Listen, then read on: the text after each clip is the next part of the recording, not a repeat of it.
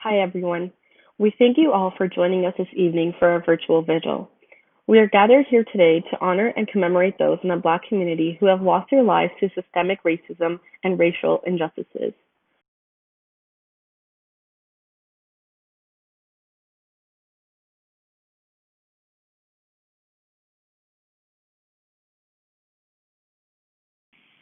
We now ask everyone to please light a candle, if you can do so, in order to commemorate George Floyd and others who were lost to police brutality.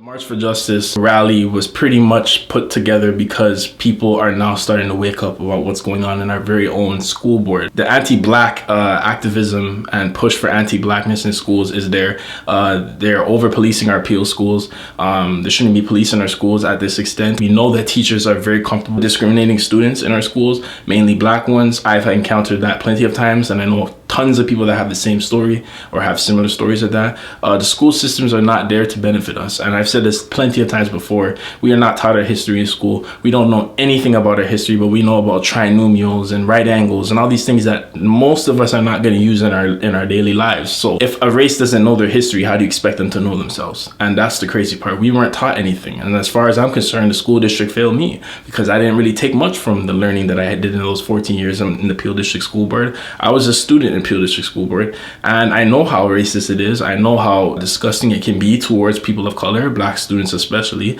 and I've seen the system that they in place fail us plenty of times. I was called the N-word in school so many times in my grade 9 year, and this was the first 4 months of my school year. And when we used to go to the office and tell them they didn't do anything, we used to fight back and we would get in trouble. So the school system is very, very corrupt. We know that there are thousands and thousands of stories probably over the years of people having similar occurrences, and it's now coming to light. We know that we want to have more Black history taught in schools. We want the schools to pretty much have more comfortability towards the Black students and other people of color. When we go to school, we feel segregated, and that's coming from my heart. When we go to school, we don't feel like we belong. Teachers pick on us more from just our personal attitudes, our personal way of life, just how we are. Is a lack of understanding in the district, and we know that it needs to change. We know that it's not working. It's just getting worse. More students are dropping out of school. More students are being kicked out of school, and the system has failed us time and time again. And it's time for us to actually fight against that and push for more of our history to be taught, because I believe if there is more education about our history and people of color, Black people especially, know more about their history and where they come from, I think that we wouldn't be so lost in society. I feel like we need to have our kids, our younger generation especially, taught these things because it's going to be detrimental to their future. I think that we need to have discussions about this. We need to make our minority students feel more comfortable in school, because they will always feel like an outcast no matter how many students of people of color are in the school. It doesn't really come down to how many people are there. The teacher is in control, the principal is in control, and they control your school career. So if they decide to pick on you because you're Black, that determines where you go in life, and it's unfortunate. So we're learning a whole bunch of things that we don't really need in life. Maybe a small percentage of people do. The march was formed to pretty much bring awareness to the education aspect, because that's where it starts. Racial discrimination starts from the school system. It pretty much embarks into the real world. It expands into the real world. It's something that we all are going to go through at some point in our lives, and it always starts in school, and the district is failing to fight against that. They don't really care. It seems like they don't really have any care in the world for any Black issues or wanting to push out Black activism and just being anti-Black, and it's something that people are picking up.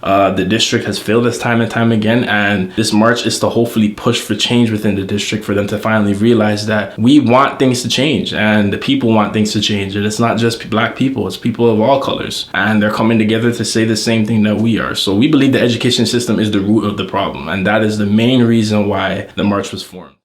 Hello everyone, my name is Kanisha DeBreo.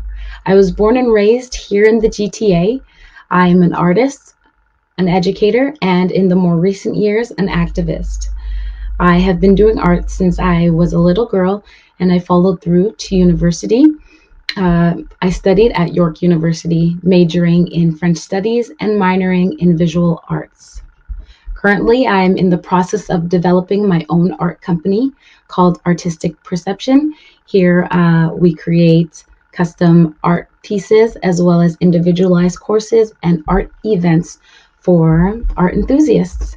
As an educator, I teach math, French, and English from grades 2 until grade 12, and also serve as a mentor for people of color and Black youth. My most recent series is Just Another Headline, which has been displayed at York University's Gales Gallery and Gallery 1313. The creation of Just Another Headline was actually inspired by a Netflix series that I watched about a year ago called When They See Us by Ava DuVernay. She also makes Selma and 13th. If you haven't watched these yet, I highly, highly, highly recommend it. These are beautifully made and extremely informative. So specifically for When They See Us, the experience for me was heart-wrenching. I had to take multiple breaks in between or go for a walk just to sit through the entire thing. But I am so glad that I did. And again, that's why I recommend that you do watch it, because I really believe it encompasses what people of color and activists have been trying to convey to the public. I wanted to draw from the title, When They See Us, into my own series to really challenge people's stereotypes and biases and discriminations that they already have formulated in their mind about people of different cultures and colors and religious backgrounds into this series. People of color, specifically Black men, are often misrepresented as uneducated, aggressive criminals and thugs, and that is just not the case. For me, when I see a Black male, a child or a man, I see an uncle, I see a dad, I see a cousin, I see a son.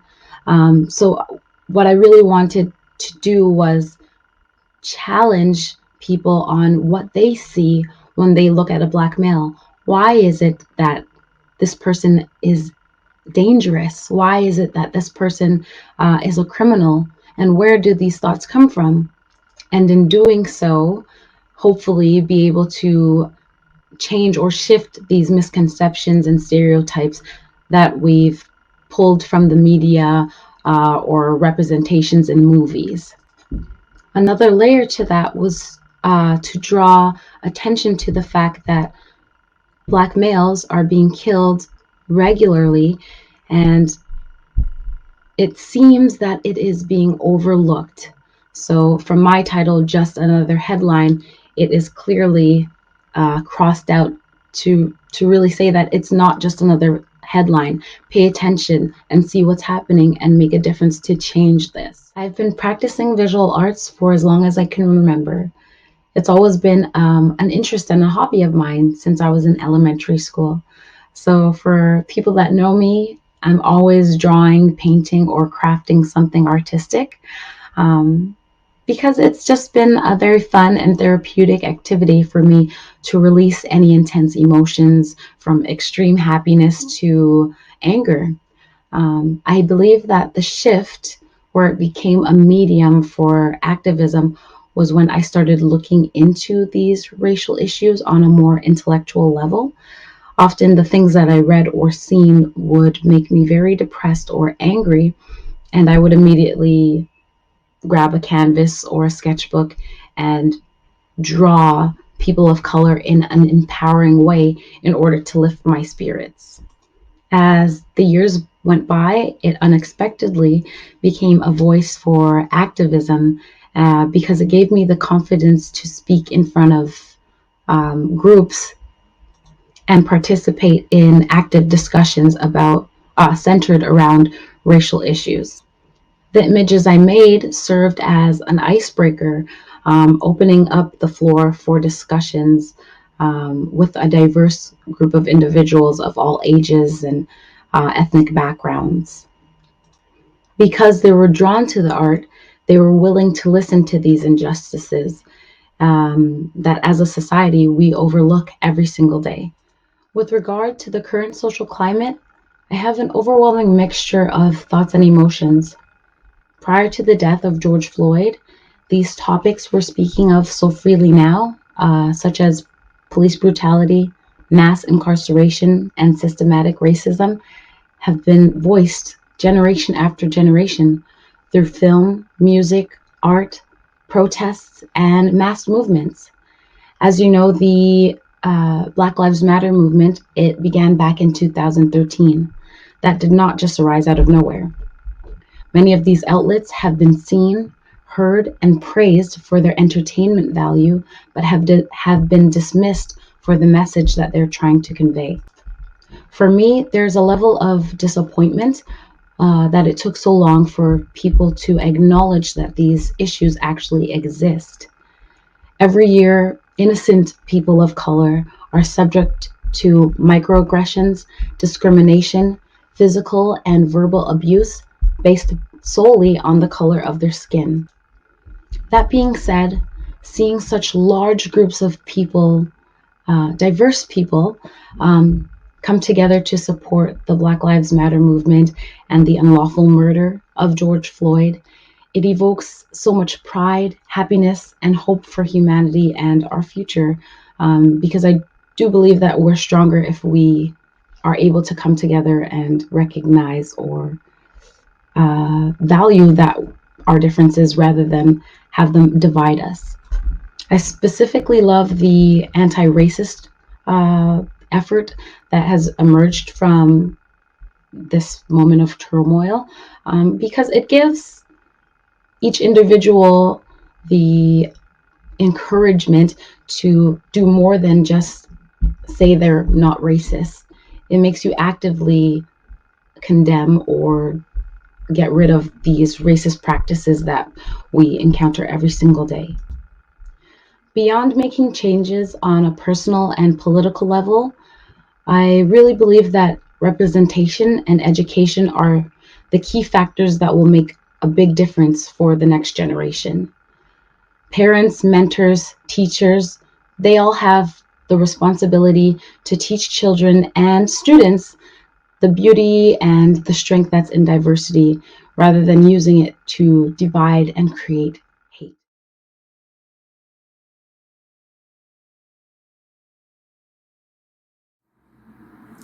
Because of the current racial tension and the upheaval of society as we know it, the word allyship is one of those words that people have forgotten. Heavy is the head that wears the crown. Most non-Black people want to be seen as allies. They want to be recognized for their allyship and their acts of allyship. So when you approach an oppressed community and you let them know, I'm an ally, they're now looking at you for three things. We want to see, how does your allyship play out? Is it passive or is it assertive? We want to see, how often does it play out? Does it play out when it only conveniences you? Does it play out when it looks good for you or your brand or your company? Or does your allyship play out every day in different ways? And number three, when does your allyship play out? Does it play out when all eyes are on you and you are forced to make a Black Lives Matter statement? Or does it play out on any given Tuesday? There are three ways to determine if your allyship is authentic or performative. The first way is to ask, do I let Black voices lead? And I'm not talking about, do I let them be a part of the conversation, sit at the table of the conversation, but are they leading the conversations? Are they the head of the table of the conversations? You have to remember, the Black community, Black people are the experts on racism, white supremacy, anti-Blackness, and microaggressions. This is a life study for us. We live this every day. The systematic and systemic oppression that infiltrates society impacts us 100%. So if we are not at the lead of those conversations, your allyship is performative. Do I listen to Black voices and not the Black voice of your best friend from third grade who lets you get away with microaggressions and anti-Blackness because of your friendship? But do I listen to the collective Black voice, the majority Black voice? If you're not listening to them, and if you're not listening to unlearn, to shed, and to relearn, your allyship is performative. Number three, do I act on what Black voices are telling me? Do you actually do what we want you to do? Regardless of if it hurts your feelings, regardless of if it inconveniences you, regardless of any of that, are you willing to actually do what we need you to do? If you're not, your allyship is performative. Allyship is the commitment to the interests and the well-beings of the oppressed group over your own self-interest and over your own well-being. If you are not willing to put the Black community and any oppressed community above yourself, your allyship is performative. And performative allyship is an inconvenient presence in the movement for equality and equity.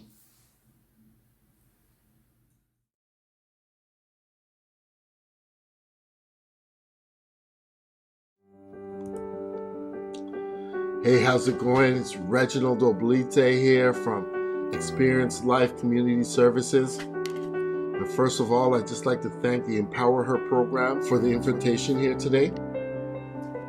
Our organization, Experience Life Community Services, started in 2007. Our initial focus was gun violence.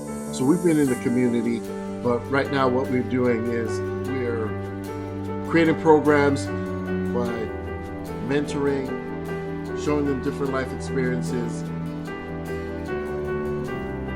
Once again, Experience Life Community Services, we want to shout out everything that you guys are doing. Thanks for being our allies. Thanks for acknowledging that there's some folks out there that have been feeling it worse than others for a very long time. Thanks for acknowledging that. Thanks for being our ally. Thanks for grieving with us. Thanks for praying with us. Experience Life Community Services, we are committed to the fight of creating more opportunities for the youth. Times are difficult. These past few months, past few weeks, there's been a lot of uncertainty. Definitely some scary moments. Times have just been difficult. Right now, we see this as an opportunity to change. These times offer us opportunity to work together, to tackle the challenges, but also to build. It's important to allow potential to meet opportunity. We create programs for the underserved and the overlooked. We provide a voice for those that feel that they are unheard.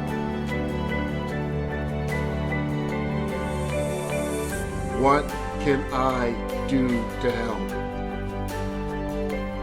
Organizations like Experience Life, traditional ways, fundraising, lend your time, come out, be a tutor, be a mentor. Help us with planning, curriculum writing. There's a lot of ways you can help. But when you ask that question, what can I do to help? Help give youth a voice. Help them know that they matter, that their lives matter, their dreams matter. Let them know that they have allies and resources that will help them make sure that their potential meets opportunities for success.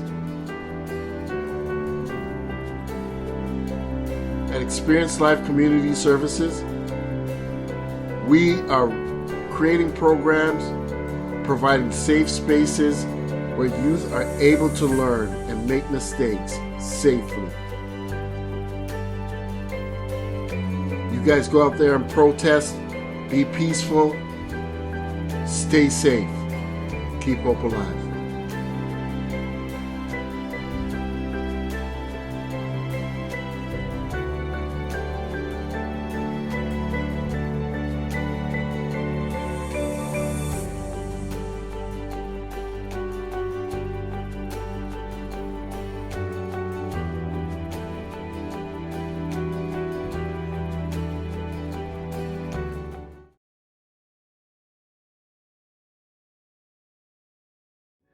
Hi, my name is Michael Nabolu. I'm Sarmat Ahmed. I go by Gradient. Yeah, and we are here. We're both music artists. Mm-hmm. And in terms of writing about pain, like one of the big things for me, like that I believe in, and I'm sure you resonate with this as well, is like vulnerability. Like I always believe that the best way to connect with someone, or to even connect with yourself, is to just be honest about what is most vulnerable about you or to you, or in relation to a subject matter, because it's the most honest I can be. It's the most honest any one of us can be. And I've been through a lot of not like everybody, I've been through a lot of struggles in my life, and I've written about them. And it's funny this question comes up because I was talking to some friends about it this weekend, where I played a song. It's called AI, and it was really about a period where I was like super depressed, right? And I didn't feel like I had any of my friends or family like kind of holding me down. And one of the main concepts of the song was like, I don't know what love is. And it hurt me to play that song for them, because I was like, yo guys, like keep in mind this was at a time where I was feeling really dark, right?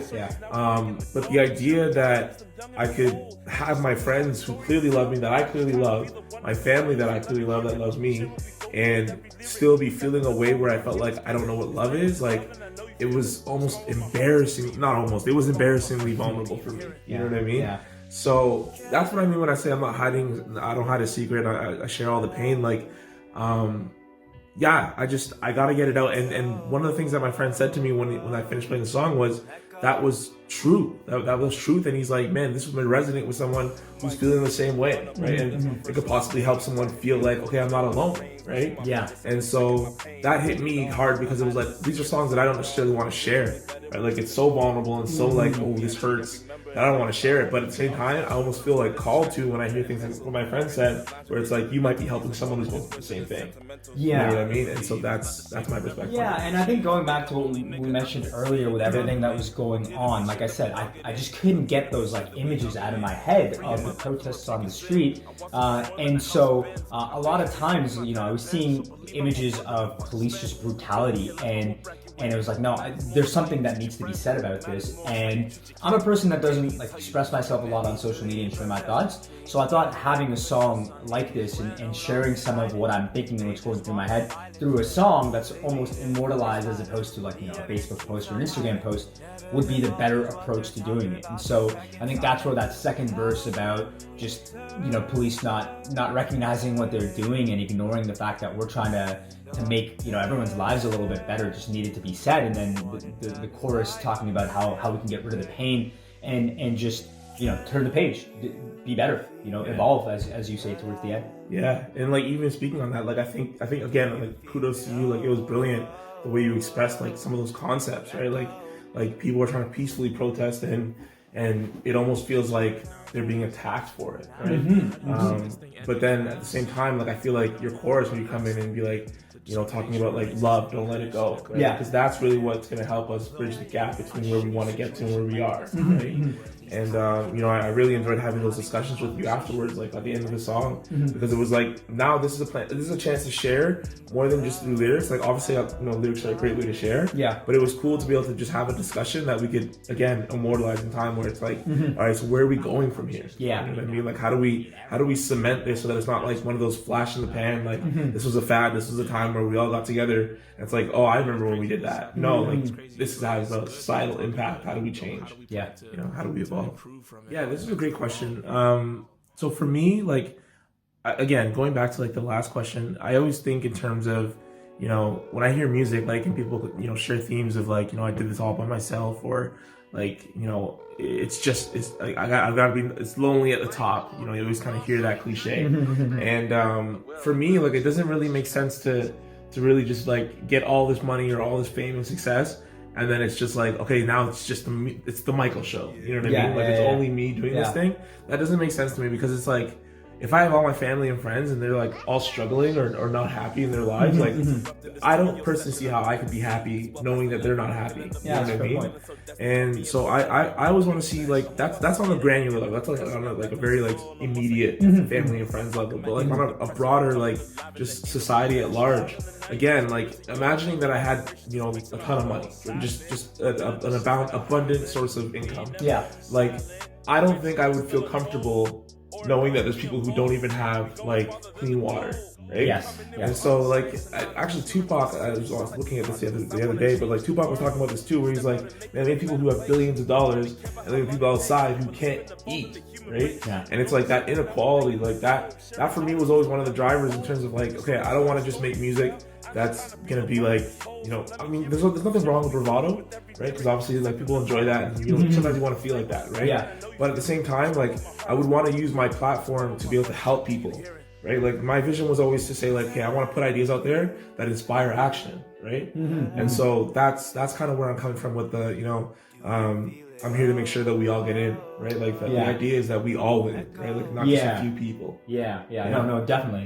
Yeah, and I think when we were writing the song and you brought it to me with your lyrics already done, two things sort of happened. One, I stemmed off that community idea, but that community idea also made me think about the Black Lives Matter movements, because that was what's going on in our world at this time. That shit's been plastered all over the TV, and so I couldn't get the thoughts of George Floyd, the Black Lives Matter movement, and everything else that's going on out of my head. And so naturally, that's what I wanted to talk about on the song. And I think one of the things that we were also talking about was contrasting sort of the happy community theme with something else. And I thought it was a good contrast to also bring up what was going on in our world right now. And that's where some of my lyrics, directly talking about what's going on out in the streets, is what I wrote about. Yeah, for sure. And I'm really happy that you did that, because for me, like, I find it difficult to write about negativity, right? And not to say, like, I always get, like, my girlfriend always says, like, you got to be able to give both sides of the story, right? Yeah. But I loved working with you on this, because I feel like what you brought in terms of, you know, directly speaking on the issues was the pointed nature by which we needed to address these things. You know what I mean? Like, I feel like I'm very good at being, like, macroscopic, right? Like, hey, like, yo, I think that we all come together as one. You know, we shouldn't look at each other as different. Yes. Right? We're all the same inside. We're all consciousness. We're all life. Like, we're all blessed, right? Like, we don't even know where we come from. We just know that we're here, right? So I feel like what you did is you brought it to a very present day. Like, this is one of those battles that we're facing in terms of all of us realizing that we're the same. Yeah. Is that racial inequality, Definitely, right? definitely. And so I think that was beautiful what you did on the song. Thank you. Okay, so this is a great question. To me personally, if you are asking, but like, in terms of answering this evolution question, I've always been a strong believer that we need to come together as one people. And I mean, like, you know, there's another song where I talk about, like, the idea that separation is the last line. It's the last lie, right? Yeah. And the concept to me is that when I was growing up, I always thought that, and again, nothing wrong with this, but personally, I always thought that nationalism was a weird concept. Like, to be 100% real with you, like, as a kid, I was like, why are we all like, you know, this is my country, or this is this person's country, whatever, you know what I mean? Because it's like, yo, we're all just on Earth. You know what I mean? Like, why can't I go to this other place? Why can someone stop me from going somewhere? Yeah. In a place where none of us made this place. You know what I mean? Like we just ended up here. You know what I mean? And so to me, it was always like, man, we got to figure out, like, how do we live globally? You know what I mean? Like, as global citizens. And I also always thought, and this is gonna be a little, like, out there, but, like, I also always thought, like, man, if aliens were to ever come here, like, I think they'd be tripping as to, like, you guys don't all work together. You know what I mean? Like, because, like, that to me is, like, the only way we evolve, right? Like, when we come together as one race, right? Like, we're all humans. You know what I mean? And, like, I think even beyond just humans, we're all part of life. Right? So, like, when we start realizing that, like, all sentience, all consciousness, whether it be trees, animals, whatever it is, right? Like, we're all part of a giant ecosystem, right? And I feel like when we can work together, like, as, like, you know, Gestalt principle, like, the whole is greater than the sum of its parts, like, we're all just one. I feel like that's when we really, like, are gonna do profound things in this world. You know what I mean? Like, in our universe, like, I feel like that's when we, like, you know, master things like space travel or whatever it is, right? Like, those are just grandiose concepts. But the idea is really, like, evolution to me is when we realize that we got to come together as one people. And the last thing I'll say on that is, like, you know, if you ever read the book Sapiens, right? Like that. I haven't read it, but I know what you're talking about. Yeah. So in Sapiens, it talks about the evolution of mankind, right? Yes. To becoming Homo sapiens, right? And before Homo sapiens became the dominant evolution of our species, right? There was Neanderthals, there were other versions of man, right? And the distinguishing factor that brought Homo sapiens to the forefront and evolved us further was that we could unite under a common belief system, right? So we can imagine, like, hey, this is the concept that brings us all together as a people, And now we're going to organize and mobilize against people who basically are trying to hurt us, right? Like, you know, go against people who mean us harm, right? Yeah. And that's how we defeated the Neanderthal and the other versions of ourselves, right? So that to me is like, okay, cool, we did it in that way. Again, I wouldn't have actually liked to have seen any part of us die, any part of our species, but at the same time, now we're at another place where I think it's like, okay, now that we're all Homo sapiens sapiens, and we're just dividing ourselves almost arbitrarily, like, I mean, there's cultural differences and things like that, which are uniqueness, that I think is beautiful. But how do we now come together as one people to say, like, yo, there are things that commonly we need to work on, like, yo, make sure everyone has water, everyone has food, housing, like, you know, education. I think we are trying to get there, right? Like, based on the things that you're talking about, if you look at it, the world now versus 100 years ago is still a lot better.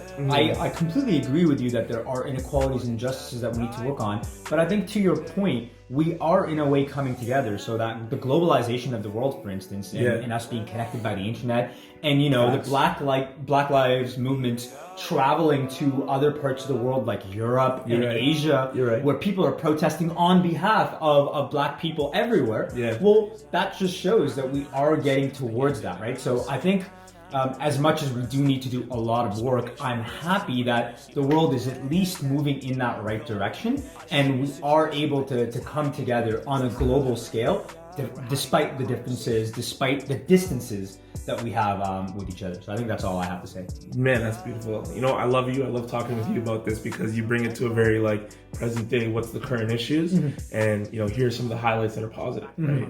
Which is always a good thing to keep in mind. Man, young and old. So I feel like we are actually bridging the gaps in a lot of way, and I'm gonna take a note from your book. But the internet is a huge factor in that.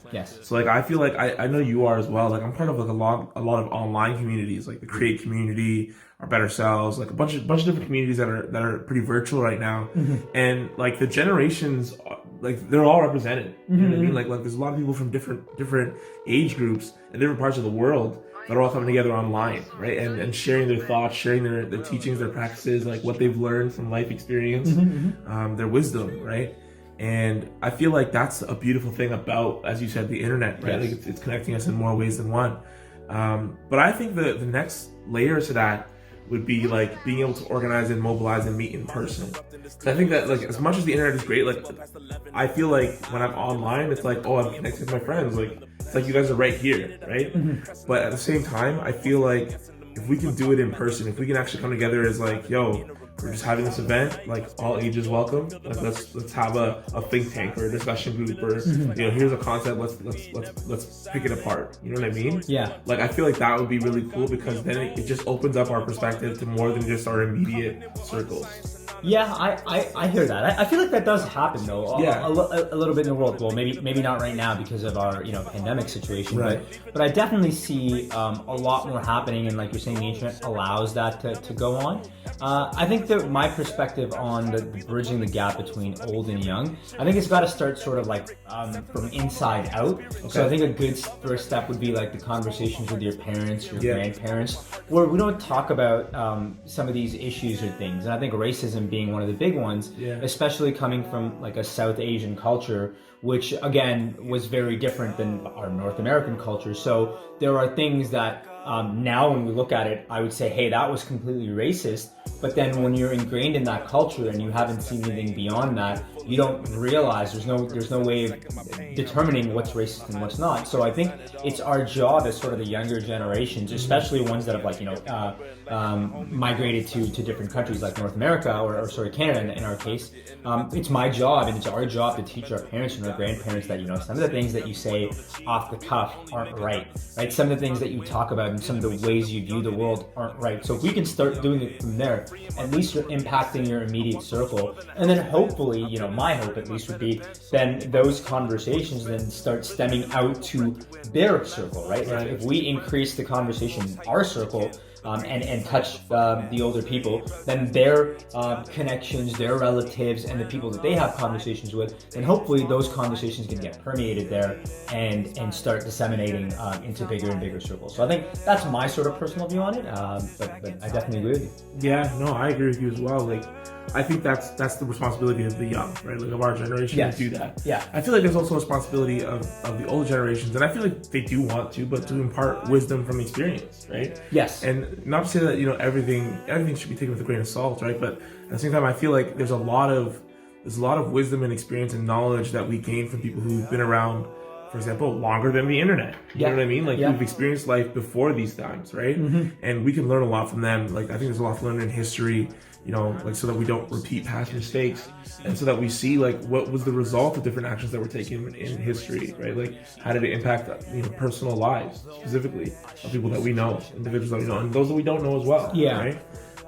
So yeah, I feel like there's a lot to be learned from the young. There's also a lot to be learned from the older, and I feel like, you know, coming together and having opportunities where we're bridging that gap allows for that dissemination of information. Yeah, agreed. I was just gonna say, I think it's great that you brought up that point of we have to come together. It can't be a one-sided view, and I think as younger people, you know, having access to the world of information where our parents or our grandparents didn't have that, I know I sometimes get to the point of, like, I know I'm right, rather than coming at it with an open mind and saying, I respect the wisdom that you had, or that your parents and generations before you acquired. And so I try to do my best to come at it with an open mind, but I agree with you. You know, it has to be coming together where the young have to, you know, open their minds up and listen to their elders, and then the same has to be said for the older generation, where they need to be accepting of these new and updated ideas of how the world should maybe work.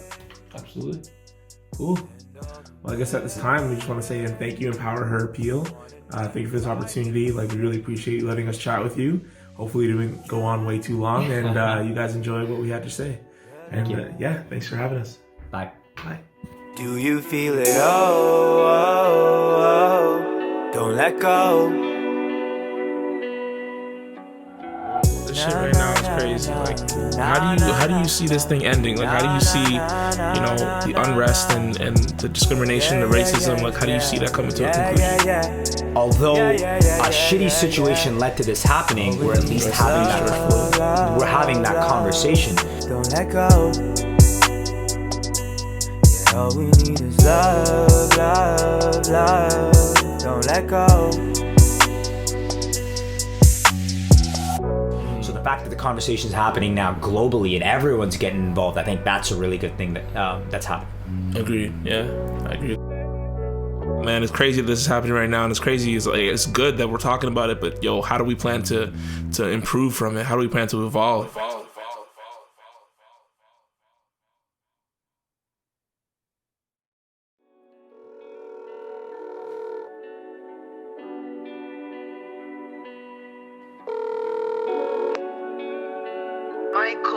Last song, it's late. Go to bed. I will. Just let me finish this track. 1 second. Cheers. Yeah.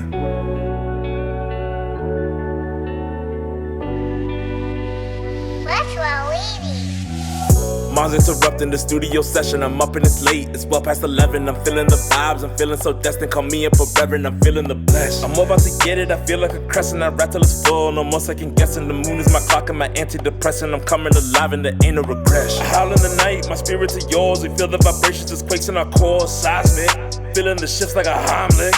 We ain't never gonna keep silent. Greatest story still untold. Origami we unfold. We going farther than the goal. Coming in with art and science synonymous. Hearing voices, yeah, they sound like they honor us. I wanna change the world.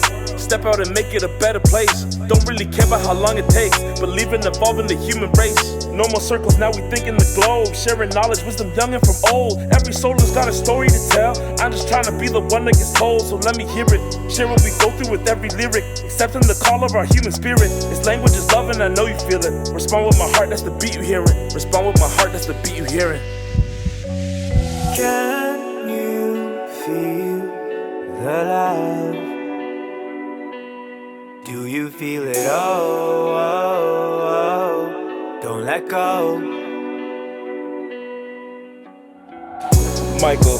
Unabolu, that's my first and last name. Black and beautiful as earth, wind, and brains. First one my purpose and the second my pain. I write it all, not hiding the secret, I sign it all. Cause it's always better with truth involved. It's important you know me, I treat every member in life as my homie. We all are special, it's more than just scratch from a pen and pencil. I pray that aligns with your inner mental. These are more than just words that are sentimental. We gotta believe, it's not the same if everyone don't achieve. To be the only nigga out to succeed, that's not a win. I'm here to make sure that we all get in. I'm here to make sure that we all get in. I'm free in my life and rebuking sin. I want so much more than a house and Benz. I've been in the dirt, made my better bench. So believe I want more than the fucking spend. Could really care less but what bracket you in. What matters more is how you treat your friends. What matters more is how you treat your kin. Look Grady and tell you the fucking end. Peacefully protest the streets. Government push us on knees. We're no longer silent, and they just want more violence, yeah. They beating, they smiling, the evidence keeps on piling. Never their fault is what they're taught, their bosses reconcile it. How can we turn the page and all the pain? Don't want another life to end in vain. Can you feel the love? Do you feel it? Oh, oh, oh. Don't let go. This shit right now is crazy. Like, how do you see this thing ending? Like, how do you see, you know, the unrest and the discrimination, the racism? Like, how do you see that coming to a conclusion? Although a shitty situation led to this happening, we're at least having that. We're having that conversation. Don't let go. Yeah, all we need is love, love, love. Don't let go. The fact that the conversation's happening now globally and everyone's getting involved, I think that's a really good thing that's happening. Agreed. Yeah, I agree. Man, it's crazy that this is happening right now, and it's crazy. It's good that we're talking about it, but yo, how do we plan to improve from it? How do we plan to evolve?